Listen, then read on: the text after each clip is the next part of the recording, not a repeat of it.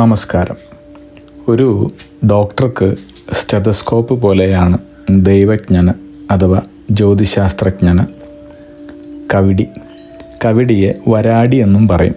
പരൽ വയ്ക്കുക, വാരി വയ്ക്കുക എന്നെല്ലാം പറയുന്നത് പ്രശ്നം വയ്ക്കലിനെയാണ്. കവിടി കൂർമ്മത്തിൻ്റെ ആകൃതിയാണ്. കൂർമ്മം ആമ വിഷ്ണുവിൻ്റെ അവതാരമാണ്. അതിനാൽ തന്നെ അത് വിശിഷ്ടമാണ്. പഞ്ചഭൂതങ്ങൾക്കും പഞ്ചേന്ദ്രിയങ്ങൾക്കും അതീതമാണ്. പ്രജ്ഞയുടെ ആധാരമാണത്.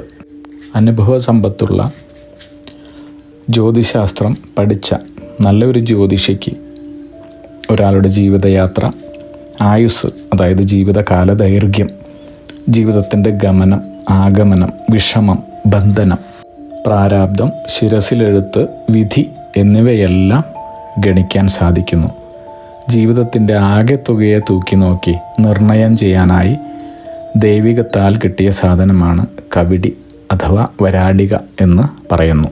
കവിടി കടലിൽ വളർന്ന ഒരു ജീവിയുടെ പുറന്തോടാണ്. തലയോടിൻ്റെ ആകൃതിയിലാണ്. തലച്ചോറ് പോലെ ഇതിനകത്ത് മാംസമുണ്ടായിരുന്നു. ആഗ്രഹങ്ങൾ, സുഖം, ദുഃഖം, വിശപ്പ്, തൃപ്തി, ആനന്ദം എന്നിവയെല്ലാം അനുഭവിച്ചറിഞ്ഞ ജീവിയാണ്. അതിൻ്റെ പുറന്തോടാണ് കവിടി. അതിൻ്റെ ജീവിതാനുഭവങ്ങൾ അതിൽ രേഖപ്പെടുത്തിയിരിക്കുന്നു.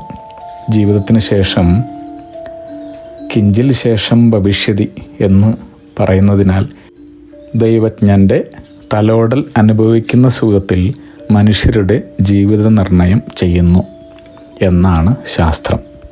അതുപോലെ ഭൂഗോളത്തിൻ്റെ മുകൾ ഭാഗം കവിടിയുടെ ആകൃതിയാണ്. ഭൂമി ദീർഘവൃത്താകൃതിയാകയാൽ ദീർഘവൃത്തഗോളത്തിൻ്റെ മുകൾ പരപ്പിൻ്റെ ആകൃതിയാണ് കവിടിയുടേത്. 108 നക്ഷത്രപാദങ്ങളാണ് രാശിചക്രത്തിലുള്ളത്. ഒരു നക്ഷത്രം 800 കലയാണ്. ഒരു നക്ഷത്രപാദം 200 കലയാണ്. അതായത് രാശിചക്രത്തിൽ 108 ഗുണം 200 21,600 കലകളാണ് ഉള്ളത്. ജ്യോതിശാസ്ത്രമനുസരിച്ച് 21,600 ശ്വാസോച്ഛ്വാസമാണ് ഒരാൾ ഒരു ദിവസം ചെയ്യുന്നത്. 108 കവിടിയെ 3 പകുത്ത് ഓരോ പങ്കിൽ നിന്നും 8 വീതം മാറ്റിയാൽ 8ൻ്റെ ഗുണിതങ്ങൾ ഓരോ പങ്കിലെയും ശിഷ്ടം വരുന്നത് കൂട്ടിയ ശിഷ്ടം 4, 12, 20 ഇവയിലേതെങ്കിലും ആയിരിക്കും. ഈ സംഖ്യയെ അഷ്ടമംഗല സംഖ്യ എന്ന് പറയും. ഈ സംഖ്യ കൊണ്ടും നമുക്ക് പ്രശ്നനിർണയം, ഫലനിർണയം നടത്താം. ജീവിതയാത്ര, ജീവിതാനുഭവങ്ങൾ, പ്രാരാബ്ധങ്ങൾ, ഭൂതം, ഭാവി, വർത്തമാനം തുടങ്ങിയവയെല്ലാം കവിടി കൊണ്ട് നിർണയിക്കാൻ സാധിക്കും. മുമ്പ് ജീവിച്ചിരുന്നതും അതിനുശേഷം ജ്യോതിഷിയുടെ കയ്യിൽ വന്നാൽ മറ്റുള്ളവരുടെ ജീവിത സംഭവങ്ങളെ സൂചിപ്പിക്കുന്നതുമാകയാൽ കവിടി എന്നും ജീവനുള്ളവയാണ്. ജ്യോതിശാസ്ത്രത്തിൽ കവിടി കൊണ്ട് ഗണനക്രിയ നടത്തി ലഗ്നം മുതൽ ഗ്രഹണം വരെ ഗണിക്കാവുന്നതുമാകയാൽ പ്രമാണഭാഗവും ഫലഭാഗവും കവിടിയിൽ അന്തർലീനമായിരിക്കുന്നു എന്ന് പറയാം. തലയോട് പോലെയുള്ള കവിടിയുടെ ആകൃതി ശിരസിലെഴുത്തിനെ നമ്മൾ പറയും തലയിലെഴുത്ത് എന്ന് വ്യക്തമാക്കുന്നു. നമ്മുടെ ജന്മനക്ഷത്രങ്ങൾ ഇന്ത്യൻ ജ്യോതിശാസ്ത്രത്തിൻ്റെയും ജ്യോതിഷത്തിൻ്റെയും അടിസ്ഥാന ഘടകമാണ്. സംസ്കൃതത്തിൽ നക്ഷത്രം എന്നാൽ ക്ഷയിക്കാത്തത് എന്നാണ് അർത്ഥം. ഇവ രാത്രി ആകാശത്തിലെ നിർദ്ദിഷ്ടവും സ്ഥിരവുമായ നക്ഷത്രരാശികളോ ഗ്രൂപ്പുകളോ ആണ്. അവ ഓരോന്നും രാശിചക്രത്തിലെ ഒരു പ്രത്യേക ഡിഗ്രി ശ്രേണിയുമായി ബന്ധപ്പെട്ടിരിക്കുന്നു. ഒരു വ്യക്തിയുടെ ജീവിതം, സ്വഭാവം, വിധി എന്നിവയുടെ വിവിധ വശങ്ങൾ മനസ്സിലാക്കാനും വ്യാഖ്യാനിക്കാനും വേദജ്യോതിഷത്തിൽ അതായത് ജ്യോതിശാസ്ത്രത്തിൽ നക്ഷത്രങ്ങൾ വ്യാപകമായി ഉപയോഗിക്കുന്നു. ഇനി വേദ ഉത്ഭവം. ഇന്ത്യയുടെ പുരാതന പുണ്യഗ്രന്ഥങ്ങളായ വേദങ്ങളിലാണ് നക്ഷത്രങ്ങളെക്കുറിച്ചുള്ള ആദ്യകാല പരാമർശം കാണുന്നത്. ഋഗ്വേദത്തിൽ നക്ഷത്രങ്ങളെയും അവയുടെ പ്രാധാന്യത്തെയും കുറിച്ചുള്ള പരാമർശങ്ങളുണ്ട്. വിവിധ ആചാരങ്ങൾക്കും ചടങ്ങുകൾക്കും ശുഭകരമായ സമയങ്ങൾ അടയാളപ്പെടുത്താൻ സഹായിക്കുന്നതിനായി കാർഷിക മതപരമായ ആവശ്യങ്ങൾക്കായി അവ ഉപയോഗിച്ചിരുന്നു. ഇനി ബാബിലോണിയൻ സ്വാധീനം. പുരാതന കാലത്ത് അറിയപ്പെടുന്ന ബാബിലോണിയന്മാർ നക്ഷത്ര കാറ്റലോഗുകൾ നക്ഷത്രങ്ങളെ സ്വാധീനിച്ചിരിക്കാമെന്ന് ചില പണ്ഡിതന്മാർ അഭിപ്രായപ്പെടുന്നു. രാശിചക്രത്തെ 27 അല്ലെങ്കിൽ 28 ചന്ദ്രമാളികകളായി വിഭജിക്കുന്നതിന് ബാബിലോണിയൻ സംവിധാനവുമായി സാമ്യമുണ്ട്. ഹിന്ദു ജ്യോതിഷം. കാലക്രമേണ നക്ഷത്രങ്ങൾ ഹിന്ദു ജ്യോതിഷത്തിൻ്റെ അവിഭാജ്യ ഘടകങ്ങളായി മാറി.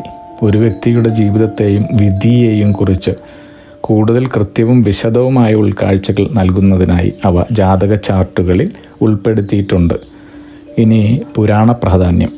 നക്ഷത്രങ്ങൾ പലപ്പോഴും ഹിന്ദു പുരാണങ്ങളുമായും ദേവതകളുമായും ബന്ധപ്പെട്ടിരിക്കുന്നു. ഓരോ നക്ഷത്രവും ഒരു പ്രത്യേക കഥയുമായോ ദേവതയുമായോ ചിഹ്നവുമായോ ബന്ധപ്പെട്ടിരിക്കുന്നു. ഇനി നക്ഷത്രങ്ങളുടെ ഘടന. വേദജ്യോതിഷത്തിൽ 27 നക്ഷത്രങ്ങളുണ്ട്. ഓരോന്നും രാശിചക്രത്തിൻ്റെ 13 ഡിഗ്രി 20 മിനിറ്റ് വ്യാപിച്ചു കിടക്കുന്നു. 28ാമതായി ഒരു നക്ഷത്രം കൂടിയുണ്ട്, അഭിജിത്ത്. ഈ നക്ഷത്രം ചരിത്രപരമായി അംഗീകരിക്കപ്പെട്ടിരുന്നു, പക്ഷേ ആധുനിക ജ്യോതിഷത്തിൽ സാധാരണയായി ഉപയോഗിക്കാറില്ല. ജ്യോതിഷത്തിൽ ഓരോ നക്ഷത്രത്തെയും ഓരോ പ്രത്യേക ഗ്രഹമാണ് ഭരിക്കുന്നത്. ഇത് പ്രതീകാത്മകതയുടെ മറ്റൊരു വിശേഷപ്പെട്ട കാര്യമാണ്. നക്ഷത്രത്തിൽ ഗ്രഹത്തിൻ്റെ സ്വാധീനം അത് നിയന്ത്രിക്കുന്ന ജീവിത മേഖലകളെയും അത് നൽകുന്ന ഗുണങ്ങളെയും കുറിച്ചുള്ള ഉൾക്കാഴ്ചകൾ നമുക്ക് തരുന്നു.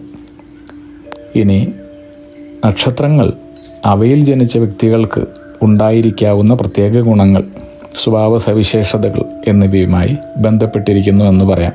ഉദാഹരണത്തിന് ചോതി നക്ഷത്രം സ്വാതന്ത്ര്യം, സന്തുലിതാവസ്ഥ, സത്യാന്വേഷണം എന്നിവയുമായി ബന്ധപ്പെട്ടിരിക്കുന്നു. ഒരു വ്യക്തിയുടെ ജനന വിവരങ്ങൾ പരിഗണിക്കുമ്പോൾ നക്ഷത്രങ്ങൾ അവരുടെ വ്യക്തിത്വ സവിശേഷതകൾ, ശക്തികൾ, ബലഹീനതകൾ, ജീവിതപാത എന്നിവയെക്കുറിച്ചുള്ള ഉൾക്കാഴ്ചകൾ ജ്യോതിഷിക്ക് നൽകുന്നതോടൊപ്പം തന്നെ അദ്ദേഹത്തിൻ്റെ ഭാവിയും കൂടി മനസ്സിലാക്കാൻ സാധിക്കുന്നു. ജീവിതത്തിൻ്റെ വിവിധ വശങ്ങളെക്കുറിച്ച് പ്രവചനങ്ങൾ നടത്തുവാനും മാർഗനിർദ്ദേശം നൽകുവാനും ജ്യോതിഷികളെ സഹായിക്കുന്നത് ഈ വിവരങ്ങളാണ്. വിവാഹം, നാമകരണ ചടങ്ങുകൾ, പുതിയ സംരംഭങ്ങൾ ആരംഭിക്കൽ തുടങ്ങിയ പ്രധാനപ്പെട്ട ജീവിത സംഭവങ്ങൾക്ക് തുടക്കം കുറിക്കുന്നതിന് ശുഭമുഹൂർത്തം നിർണ്ണയിക്കാൻ നക്ഷത്രങ്ങൾ ഉപയോഗിച്ചു വരുന്നു. പ്രത്യേക പ്രവർത്തനങ്ങൾക്ക് പ്രത്യേക നക്ഷത്രങ്ങൾ കൂടുതലായി അനുകൂലമായി കണക്കാക്കപ്പെടുന്നു. ഇനി ബിസിനസ് പങ്കാളിത്തങ്ങളും സൗഹൃദങ്ങളും ഉൾപ്പെടെ ജീവിതത്തിൻ്റെ എല്ലാ വശങ്ങളിലേക്കും അനുയോജ്യമായ വിശകലനം നടത്തുവാൻ സഹായിക്കുന്നു. ഒരു വ്യക്തിയുടെ ആരോഗ്യത്തെക്കുറിച്ചും സാധ്യതയുള്ള ആരോഗ്യ പ്രശ്നങ്ങളെക്കുറിച്ചും ഉൾക്കാഴ്ച ലഭിക്കാൻ ജ്യോതിഷികൾ നക്ഷത്രങ്ങൾ പരിശോധിക്കാറുണ്ട്. അതായത് ചില നക്ഷത്രങ്ങൾ പ്രത്യേക ആരോഗ്യ അവസ്ഥകളുമായി ബന്ധപ്പെട്ടിരിക്കുന്നു. ഇനി ആത്മീയവും കർമ്മപരവുമായ സ്വാധീനങ്ങൾ മനസ്സിലാക്കാനും ജ്യോതിഷിക്ക് നക്ഷത്രങ്ങളുടെ പ്രത്യേകതകൾ, വിവരങ്ങൾ മനസ്സിലാക്കിയാൽ സാധിക്കുന്നതാണ്. ചില നക്ഷത്രങ്ങൾ ആത്മീയ വളർച്ച, കർമ്മം, ധർമ്മം എന്നിവയുമായി ബന്ധപ്പെട്ടിരിക്കുന്നു.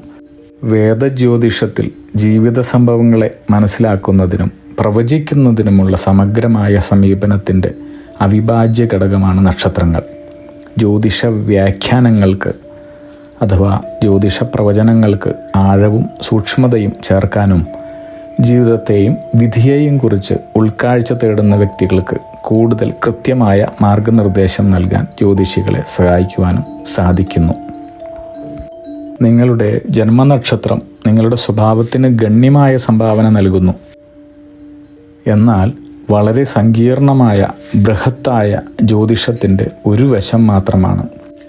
നക്ഷത്രങ്ങളുടെ ഇടപെടൽ നിങ്ങളുടെ വ്യക്തിത്വത്തെയും ജീവിതാനുഭവങ്ങളെയും കൂടുതൽ പരിഷ്കരിക്കുന്നു. ചുരുക്കി പറഞ്ഞാൽ ഒരു ജ്യോതിഷി ജ്യോതിശാസ്ത്ര വിശകലനം നടത്തുമ്പോൾ ഒന്നിലധികം ഘടകങ്ങളെ പരിഗണിക്കുന്നു. രാശി, ജന്മനക്ഷത്രങ്ങൾ, കൂറ്, ലഗ്നം എന്നിങ്ങനെ വളരെ പ്രധാനപ്പെട്ട ഒരുപാട് ഘടകങ്ങളെ അടിസ്ഥാനമാക്കിയാണ് ഒരു ജ്യോതിഷി ഒരാളുടെ ഭാവി പ്രവചനങ്ങൾ നടത്തുന്നതും അദ്ദേഹത്തെ ക്ഷേമ ഐശ്വര്യങ്ങളിലേക്ക് നയിക്കുന്നതും. അഗ്നിഹോത്രി നിയോഗ ആചാര്യന്മാർ നിങ്ങളുടെ ജനന സമയവും ജനന സ്ഥലവും മറ്റ് പ്രത്യേകതകളും കർമ്മദോഷങ്ങളും പിതൃധർമ്മ ദൈവങ്ങളുടെ ദോഷങ്ങളും മനസ്സിലാക്കി നിങ്ങൾക്ക് ഈ കാലഘട്ടത്തിൽ എന്ത് കർമ്മമാണ് ചെയ്യേണ്ടത് എന്നുള്ള മാർഗനിർദ്ദേശം തന്ന് നിങ്ങളെ ജീവിതത്തിൻ്റെ സർവ്വ ഐശ്വര്യങ്ങളിലേക്കും സമ്പത്തിലേക്കും നയിക്കുകയും നിങ്ങൾക്ക് ഈ മനുഷ്യ ജീവിതത്തിൽ ചെയ്യുവാനുള്ള കർമ്മങ്ങളും കൃത്യമായി നിയോഗത്തിലേക്ക് അവനവൻ്റെ നിയോഗം മനസ്സിലാക്കി അതിൽ എത്തിച്ചേരാനുള്ള ജീവിത ഉപദേശവും പ്രദാനം ചെയ്യുന്നു. അഗ്നിഹോത്രി ജീവിത നിയോഗ പ്രവചനങ്ങളെക്കുറിച്ച് കൂടുതൽ അറിയുവാനും നിങ്ങളുടെ ജീവിതത്തിലെ കർമ്മദോഷങ്ങളെക്കുറിച്ച് മനസ്സിലാക്കി ശരിയായ കർമ്മങ്ങൾ അനുഷ്ഠിക്കുവാനുള്ള അർഹത നേടിത്തരാനും ഈശ്വരൻ നിയോഗിക്കപ്പെട്ട ജീവിത ലക്ഷ്യത്തിലേക്ക് എത്തിക്കാനും നിങ്ങളുടെ വിദ്യാഭ്യാസം, തൊഴിൽ, ബിസിനസ്, വിദേശയാത്ര, പ്രണയം, വിവാഹം, കുടുംബം, സന്താനങ്ങൾ തുടങ്ങി വ്യക്തിപരമായ കാര്യങ്ങളും സമൂഹം, രാഷ്ട്രീയം എന്നിങ്ങനെ എല്ലാ മേഖലകളിലുമുള്ള കാര്യങ്ങളെക്കുറിച്ചും വിശദമായി മനസ്സിലാക്കുവാനും ജീവിത പുരോഗതിയിലേക്ക് നയിക്കപ്പെടാനുമുള്ള ഭാവി കാര്യങ്ങൾ, ഭാവി കർമ്മങ്ങൾ ചെയ്തു തീർക്കാനുമായി ഇന്നു തന്നെ ഞങ്ങളെ ബിസിനസ് വാട്സപ്പിൽ കൂടിയോ ഇമെയിലിൽ കൂടിയോ ബന്ധപ്പെടും. ഫോൺ നമ്പർ, ഇമെയിൽ എന്നിവ ഡിസ്ക്രിപ്ഷനിൽ കൊടുത്തിട്ടുണ്ട്. അഗ്നിഹോത്രി ജീവിത നിയോഗ പ്രവചനങ്ങൾ മനുഷ്യ നന്മയ്ക്ക്.